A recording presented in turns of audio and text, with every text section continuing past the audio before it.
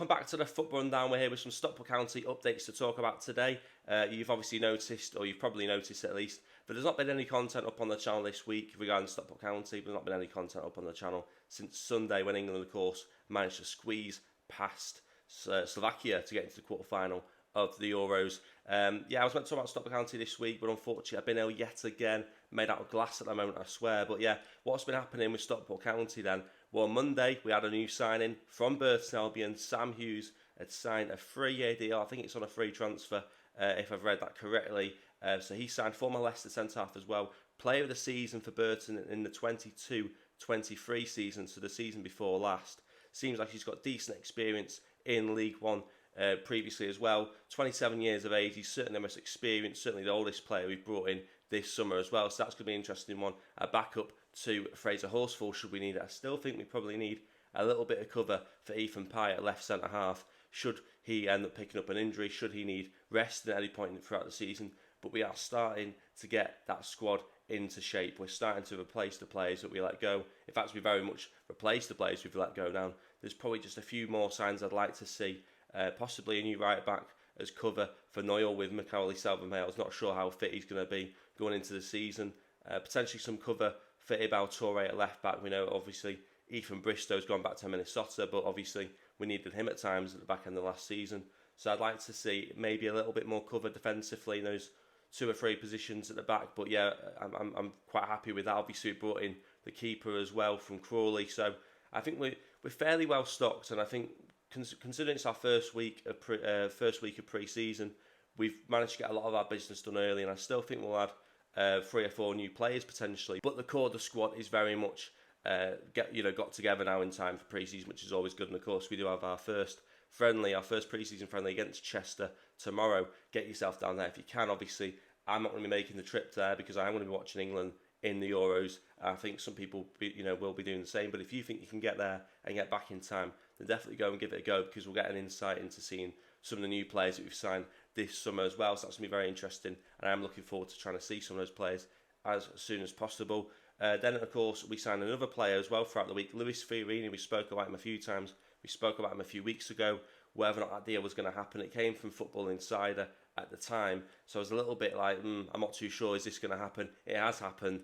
Stockport County confirmed, I think, on Wednesday, it might have been Tuesday morning, to say we're excited to announce the signing of midfielder Lewis Fiorini, who joins us from Premier League champions Manchester City for an undisclosed fee. The Scotland under-21 international has penned the 3-year deal at Edgeley Park. Welcome to County, Lewis. So he's signed as well, so that's good. Obviously, undisclosed fee, a lot of speculation about how much he may well have signed for. Sam Byrne spoke about that himself. He said that Lewis Fiorini in at Edgeley Park on a 3-year deal, joining from Manchester City. While the ballpark of 200 to 300,000 is believed to be accurate, I'm told the figure of up to 1 million is considerably wider than the mark, even if all future clauses / add-ons were to be met. So anyone saying that that's a £1 million transfer, apparently very much wider than the mark, and this is more likely to be a £200 to £300,000 deal, which may well have some clauses and some add-ons that may well take that deal to a higher fee, but certainly nowhere near 1 million. We've also had a player move on. Well, I say move on. Moved on loan, temporarily moved on. Ashton Mee has made the move to South Shields on a youth loan deal for 24-25 season. Go smash it, Ashton. That's what County have said. I'm guessing a youth loan deal means he can still play for our academy teams if we need him to. A little bit like what happened with Reece Bennett, I think, who came on loan from Manchester United in January. I think he was on a youth loan deal, which meant he could still play for United's under-21s, even though he was contracted on loan to Stockport County. So maybe Ashton Mee can still feature for the academy side for Stockport County during this loan. I'm not too sure. To be honest, I haven't clarified that. I haven't read what the situation is on that, but hopefully he does well on loan, and hopefully maybe he'll get a chance in the first team over the next few seasons. We'll have to wait and see, but hopefully he'll have a good loan spell at South Shields. More importantly, in the National League North. We've also had Dave Challoner speak to BBC Radio Manchester, I think it was, this week as well, and he's saying that he feels that the new signing, Lewis Bate, is probably the one that I feel can make the biggest difference in our team. We feel that he will be massive for us. Very interesting. I'm really looking forward to seeing Lewis Bate play, to be honest. Out of all the players we've signed, it's difficult to say because I don't know loads about the players. I haven't watched them previously. that almost makes it more exciting because you don't know what to expect. But from what I've read about Lewis Bay, he certainly sounds like the player that's got the highest ceiling, that's got the most potential, sounds like the most adventurous player to watch, the most exciting player to watch. But I do think Lewis Fiorini may be an exciting player as well that we brought in. So, we'll have to wait and see how that pans out. I want to get your thoughts on who you think will be the most the most exciting signing for you to watch play, and who do you think will be the most important signing for us this summer as well. Let me know your thoughts in the comment section below on that one. A lot to delve through as well. Stockport County have had their Blackburn Rovers Carabao Cup tie confirmed. It will be a 7:45 kickoff on the 13th of August. It will also be available to watch live on Sky Sports Plus. But of course, it is a home game. It is Edgeley Park, and I would say get yourself down there if you can. Of course, as well, also had the ticket prices come out yesterday as well. They've announced the new Category A and Category B prices for the new 24-25 season. This is what it looks like. An adult in Category A will be charged £26 per ticket, 65 or over concession £19, student concession £19, disabled concession £19. They're all £19 concessions. Youth between 14 to 17 will be £13. Junior to 6 to 13 will be £10. Child 0 to 5 will be £4. So I don't think that's too bad, to be honest. I don't think the prices are that much of an increase. £2 or £3 more than last season. Certainly not gone too overboard, like I think the mistake they made last season when they announced the really high prices and then had to go back on it in the end. So I think they've been a lot more sensible with this. Again, I want to get your thoughts on it, but we'll just go over the Category B as well. £24 per adult. Obviously, the concession price is the same, £18. £11 between youth for 14 to 17-year-olds, £9 for 6 to 13 as juniors, and £2 for 0 to 5 for children. So that'll be the new prices. Hopefully people are happy with that. Let me know your thoughts in the comment section below on that. What do you think of the ticket prices? Are you happy with the increase? Do you think it's a sensible increase? Do you think that potentially over the next few years you might get to a point where the prices are too much to go on a regular basis? Get your thoughts on that. I'm not suggesting that is the case, by the way. I'm just trying to get people's perspectives on it. And then, of course, what we're all here for, the new kit launch, which has, of course, come out earlier today, this morning. And my opinion on it, it's not great, to be honest. In fact, before we get into the kit, I will talk about the fact as well. We've had TV fixtures announced. That is for our home games, Bristol Rovers and Barnsley away early on in the season. Both have been moved for Sky Sports. So it looks like the Stockport County Bristol Rovers match at Edgeley Park on the 24th of August will now take place at 12:30 as opposed to a 3 o'clock kickoff. A lot of people, when I've read about it in the comments online, have said not good for people who do grassroots football. Completely agree.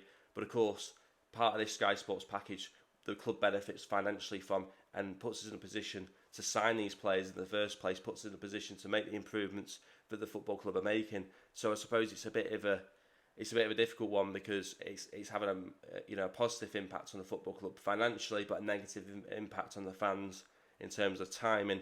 Another one as well, I'm not sure which one's worse here, the 12:30 at Edgeley Park on a Saturday morning, or the 7:45 kickoff on a Saturday evening at Barnsley away. I think it's got to be Barnsley away, to be honest. It's not ideal. I don't know what the trains are like either at that kind of time. In terms of getting out of the ground, I think it may possibly be a rush for the last train. I've not looked into it, to be honest. So yeah, but as I say, we are going to see this happen. We are going to see this happen with the Sky Sports deal. We are going to see fixtures be moved for TV, and I know people will moan about it, but at the end of the day, it's the way football is going, and at the end of the day, it's having a financial impact on the club, which is a positive impact on the club financially, and that is enabling us to sign the players, put the money into the stadium that we are doing at the moment. All those things, that the football club are able to do. A lot of it is down to the fact that we have that security, we have that financial security with that Sky Sports deal, and I suppose this is just part and parcel of the modern game. And I get it's frustrating. It'll be frustrating for me as well. I'm going to miss out on games as well, but particularly people who are season ticket holders who have hopes of trying to get to as many games as possible, if not every game. That kind of puts a dampener in the plans. So I do understand that. Again, I want to get your thoughts on how you feel about the TV fixtures, having the matches moved for TV. I want to get your thoughts on that, of course, as well. And now we're going to talk about the kit, actually. So yeah, we've just released a new kit this morning. Stockport County posted it on Twitter saying it's forever been beautiful, and it shows the 3 shirts next to one another. We got the home, the away, and the third kit. And I've got to be honest, very different to last season. I'm obviously wearing last season's away shirt or third shirt. I think it was the away shirt. Obviously got last season's home shirt behind me, and I liked last season's shirts. I think That was a really solid kit. This one I really liked as well, probably my favourite from last season. And I think that the mint type green one was okay. I didn't get it personally, but I've seen other people in it, and I think it looks like an okay shirt. And I think that probably grew on me. I probably wasn't the biggest fan of it at first. This year with these 3 shirts, the home one's solid. It's just basic. It's probably a little bit more similar to the one which we won the National League win in 21-22. So I'm okay with that. I've gone a lot more plain than the last sort of two designs. I like the sort of bits on the sort of sleeve at the end and on the collar, just little bits of white on there. Overall, it's a fairly solid basic plain kit. Same with the away kit. They've gone with a very light pink, almost.